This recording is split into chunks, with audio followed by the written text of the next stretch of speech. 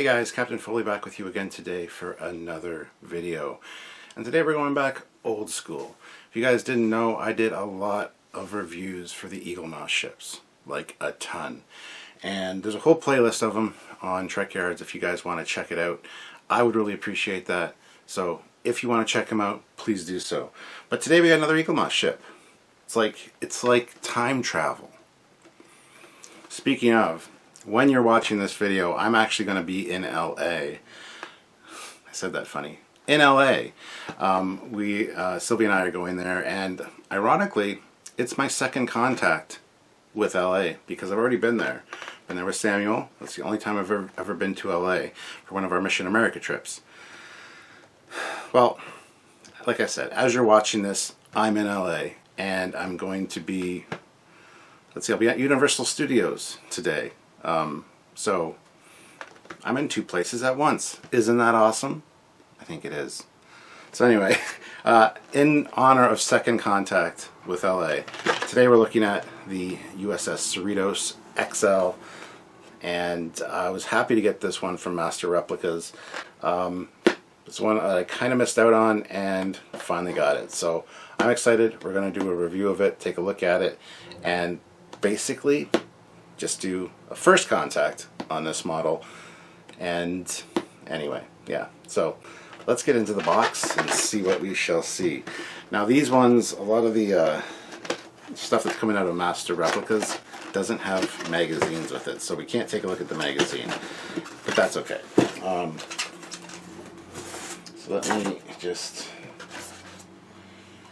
pull this out, and here you go. There is the Cerritos in all of its awkward glory.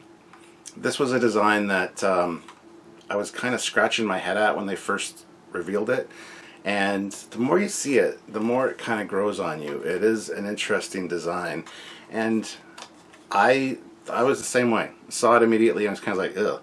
And then the more I looked at it, and you can watch the videos from the time, the more intriguing it gets. So we're going to take a look at it today, and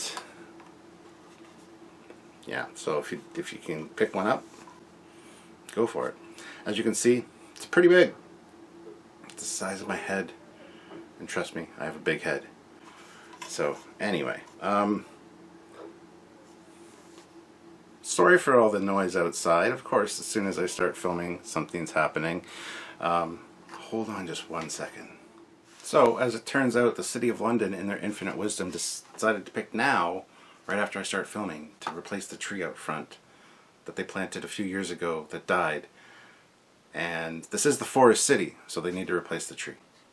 But that's done now, so we're back to the review. And I also turned on the top light because I realized it's a very dreary day out, and you guys probably couldn't see the detail on this beautiful model.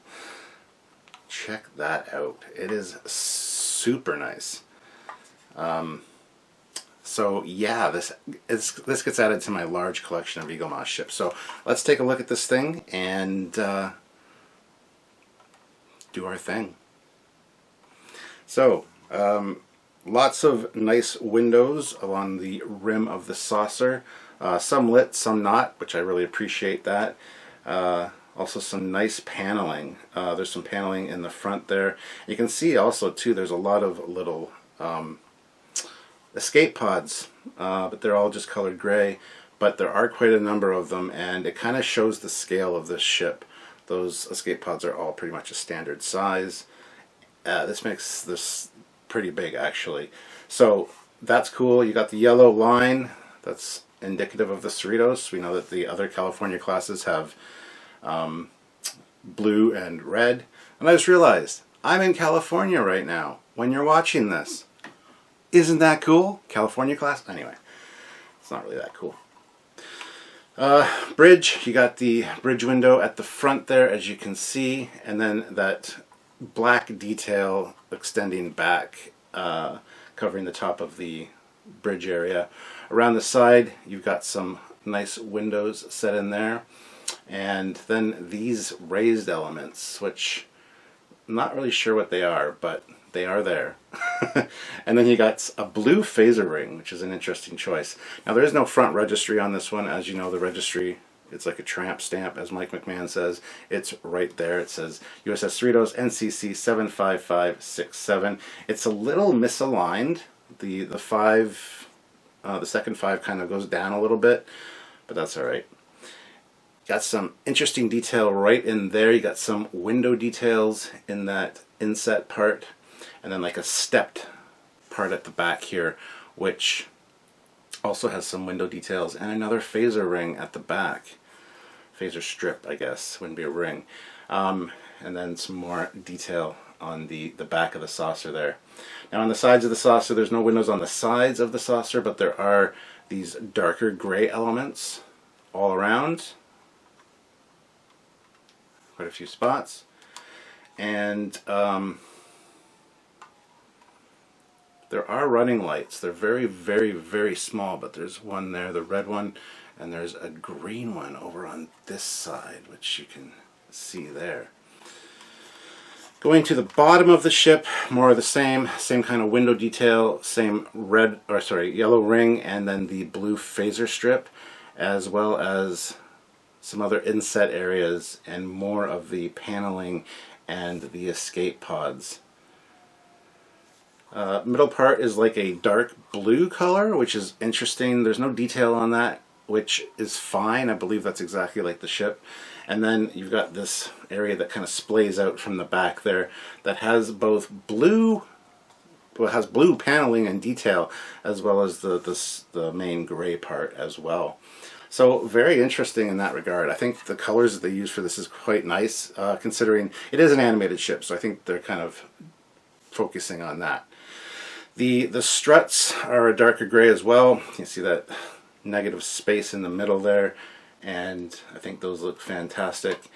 Moving down to the nacelles, the very unique Bizarre collectors and front end of the nacelle, which looks basically unhoused or unshielded. It just looks standard.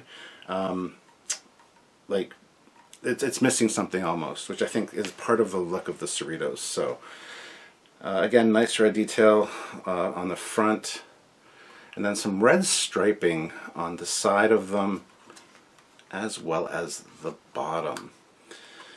Moving back from that, you've got the standard housing for a nacelle, but you've got a yellow delta. It's actually, well, it's a white delta with a yellow circle behind it, and then yellow pinstriping going back instead of the standard Starfleet red. And again, some really fantastic panel line details, or panel plates on that, and then a clear blue plastic for the grills, the warp coils, with a light gray stripe in the middle as well. On the top of the nacelle, you've got a clear blue inset as well, and then same for the bottom. It's the same thing. You can see a seam line there on the bottom, which is a good place to put seam lines on our nacelle. Tommy, take note. Too late, I know, but it's okay. Then the back of the nacelle has a really neat angle, and again, blue details. So you gotta love that. Moving to the secondary hull, or the engineering section, if you will. Again, the same kind of struts with the negative space, same as what's on the side here, and same color as well.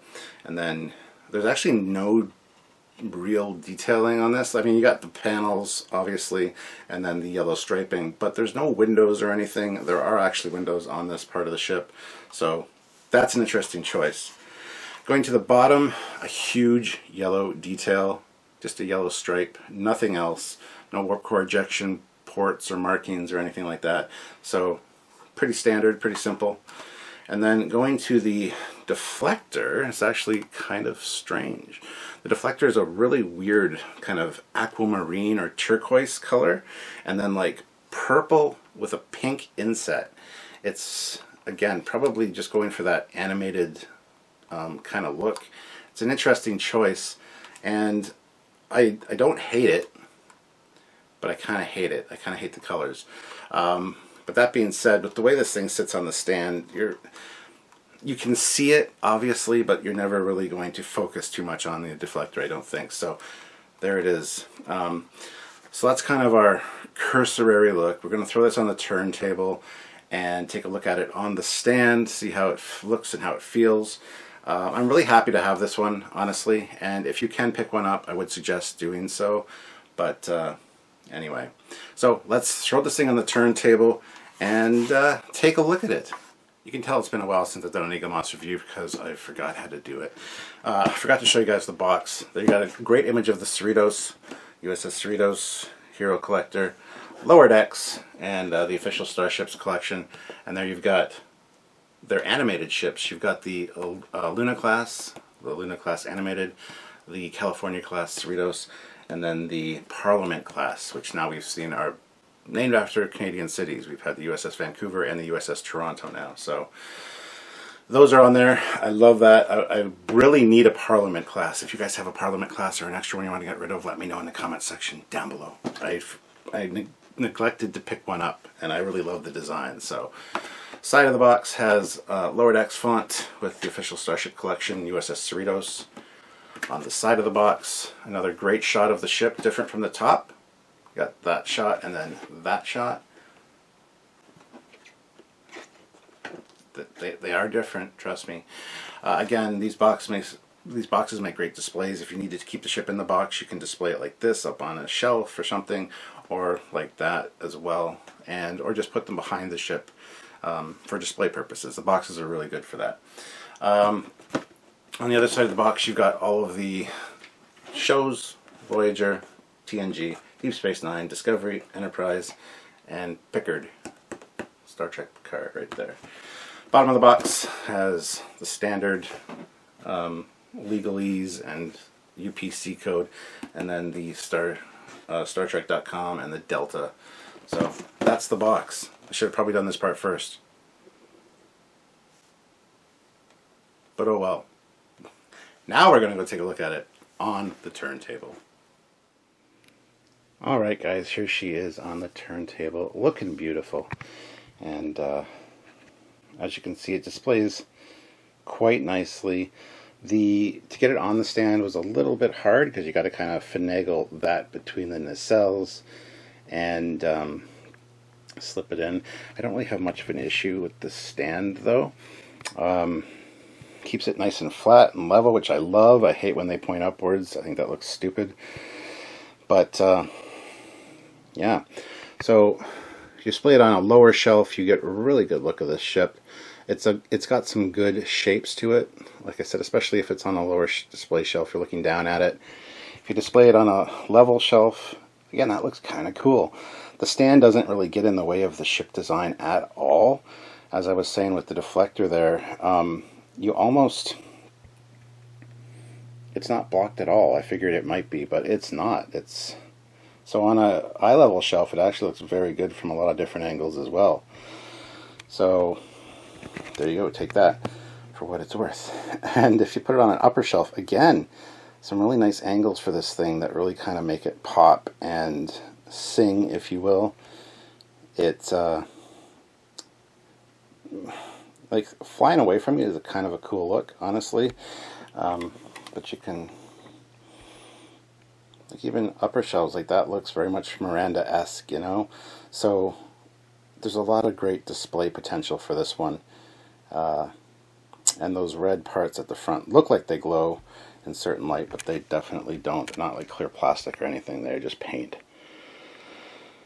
So there you have it, guys. The USS Cerritos XL from Eaglemoss, or Master Replicas now, I guess. If you have the means to pick one up, I would suggest doing so. But thank you for watching. Please hit like.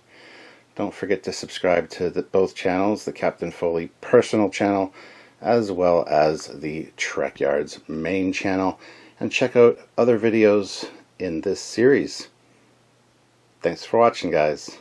Have a good one. It's Captain Foley, signing off.